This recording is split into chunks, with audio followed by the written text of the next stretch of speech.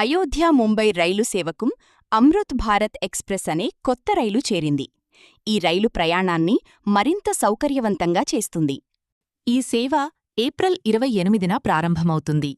అయోధ్య నుండి సాయంత్రం 4:45 గంటలకు బయలుదేరి తదుపరి రోజు రాత్రి 9:05 గంటలకు ముంబై చేరుకుంటుంది. మధ్యలో మొత్తం 12 స్టాపులున్నాయి. ఈ రైలు ప్రయాగ్రాజ్, జబల్పూర్, నాసిక్, కల్యాణ్ వంటి ప్రధాన నగరాల గుండా ప్రయాణిస్తుంది.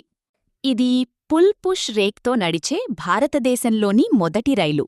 తక్కువ ఛార్జీలు మరియు అనేక సౌకర్యాలు అందిస్తుంది. ఇందులో 22 కోచ్లు, సీసీటీవీలు మరియు ప్యాంట్రీ కారు ఉన్నాయి. ఈ సేవ రామభక్తులకు ఒక వరం లాంటిది. శ్రీరామ దర్శనం మరింత సులభంగా చేస్తుంది. సాధారణ ప్రజలకు ఇది ఒక అద్భుతమైన అవకాశం అందిస్తుంది. అయోధ్యకు ప్రయాణం ప్లాన్ చేస్తున్న మీ స్నేహితులతో ఈ వీడియోను పంచుకోండి.